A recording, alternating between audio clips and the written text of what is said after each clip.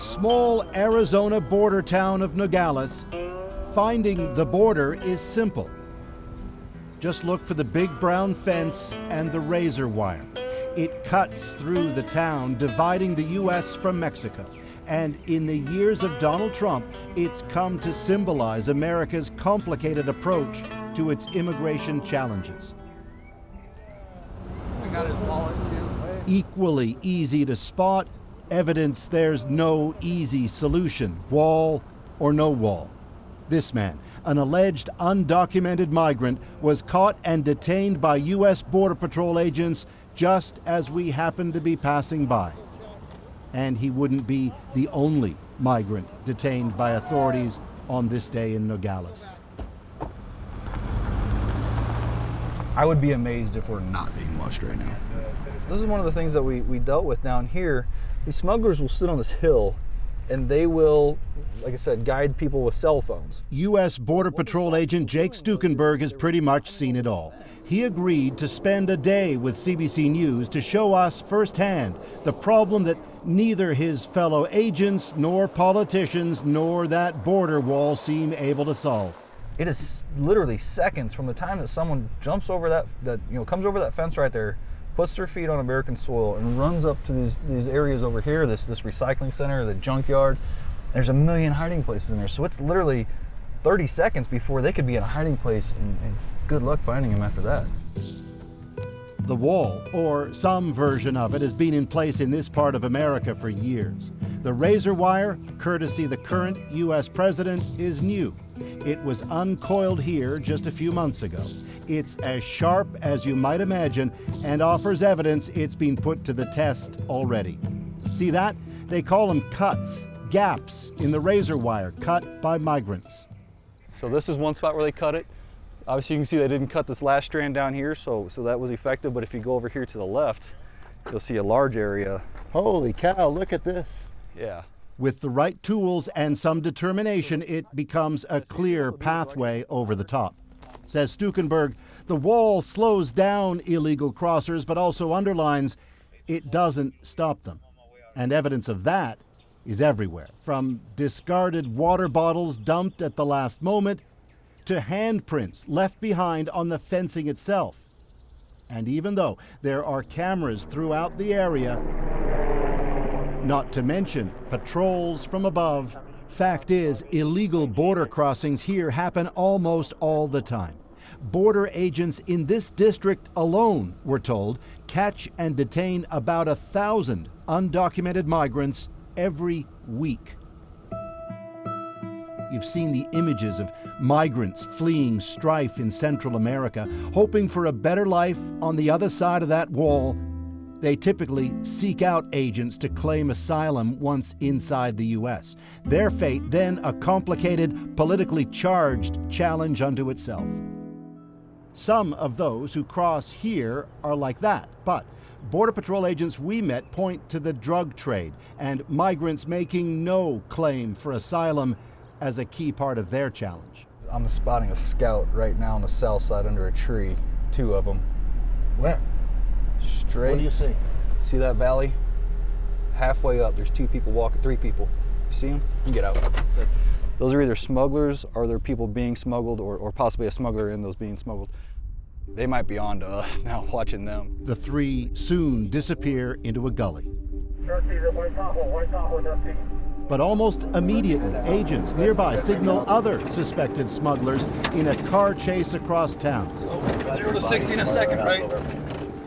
Racing across Nogales, readying to step in if needed. Sounds like potentially several undocumented individuals.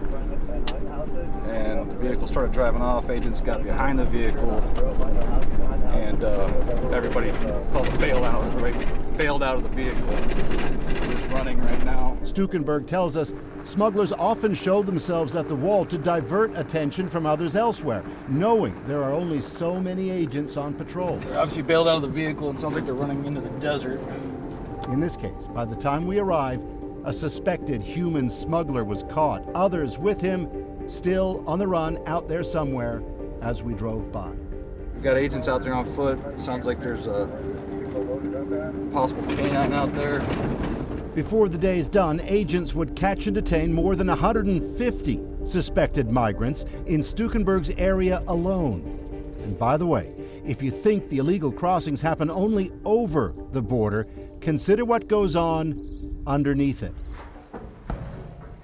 That's Kevin Hecht, who took us into a Border Patrol training tunnel deep enough underground to get a sense of how dark and cramped smuggling tunnels can be.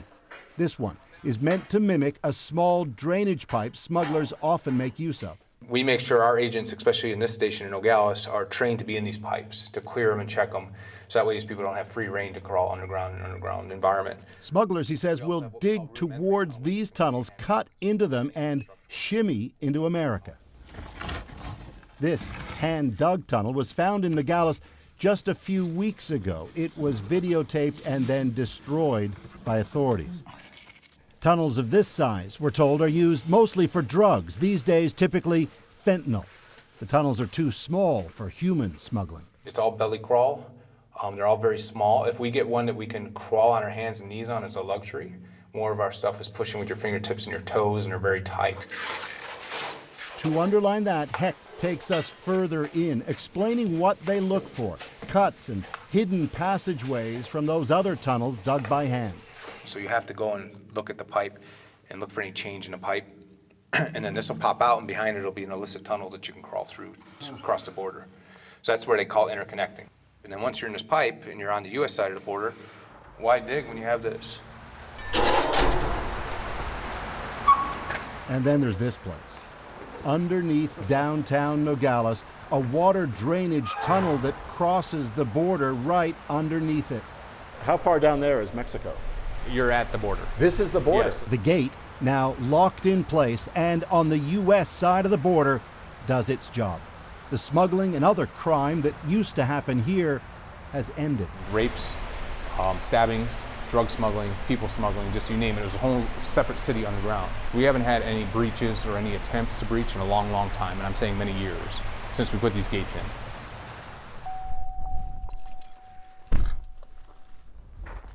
Back on top and further west, the wall, as it does in so many places along the border, just kind of ends, leaving significantly less of a barrier. So this doesn't stop people from coming across, though, does it?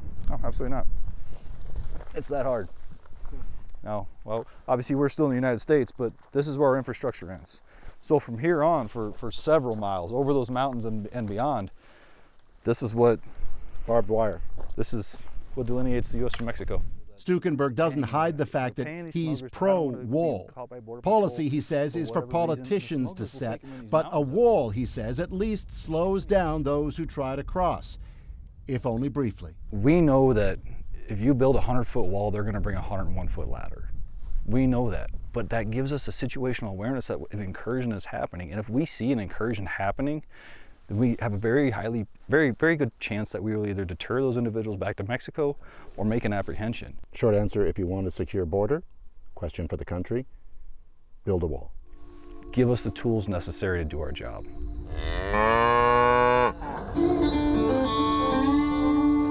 But even Trump supporters underline a wall unto itself isn't enough. This is one little herd that hangs out down here. Arizona rancher John Ladd calls the border wall a speed bump. He figures that over the years he's seen tens of thousands of migrants crossing into his property illegally, even though at the south end of his ranch sits a wall with extra razor wire. Well, that's a doggy door fix right there, where you're talking about people coming through. That's what we call them, doggy doors. Doggy doors. Doggy doors are cuts in a less fortified part of the fence made by migrants, sometimes small, sometimes not so small, some for people, some for drugs. Full-size trucks drove through here? Yeah, full of marijuana. The drug trade here has slowed in recent years, but, says Ladd, only when he convinced local authorities to help border agents push back against it. He tells us a Mexican cartel owns one of the ranches just on the other side of his. And even while drug smuggling has eased, But the people continue. The people continue. I'd say right now they're catching 50 a week on us. Just on your land? Yeah. Ladd likes Trump's stand on the wall and immigration. Yes, it's all still unresolved, but Ladd blames that not on Trump, but on infighting among politicians broadly. I have zero confidence in Washington right now. There's probably 20 people back there that understand it, but that isn't enough. They're not supporting anything on the border. Indeed, the divide in this country on what to do about any of it runs deep. East of Nogales, at another one of those places where the wall just stops, amid the emptied water bottles and discarded clothing, some caught in the razor wire, bottles of fresh water, and as well, toothpaste and toothbrushes, all left for those in need. Jane Story comes by regularly to check that everything's in good supply. We come out in the desert, and if we find an immigrant that needs help, we give them food, water, we can give them medical care. Her specific concern that in chasing the bad guys, authorities go too hard on those simply seeking asylum. I hate this whole, they're not drug dealer. I mean, yes, there could be, but these are desperate people who cannot make a living in their country. Which brings us back to the Border Patrol. Jake Stukenberg says he takes no joy in apprehending migrants, whatever led them here. And like so many in America, he has no perfect answer to the border's challenges. If I had the magic wand, very simple. I would eliminate the cartels. Eliminate the cartels from the face of the earth. What happens then? You get rid of the #1 facilitator for narcotics into our country. You get rid of the #1 facilitator for illegal immigration. You get rid of the #1 facilitator of corruption in other countries. If I could do one thing to make this world a better place and getting rid of the immigration problem right here, it'd be get rid of the cartels. Until then, he says, he's just doing his job. And as night falls in Arizona, the seemingly unending patrols continue. Paul Hunter, CBC News, outside Nogales, Arizona.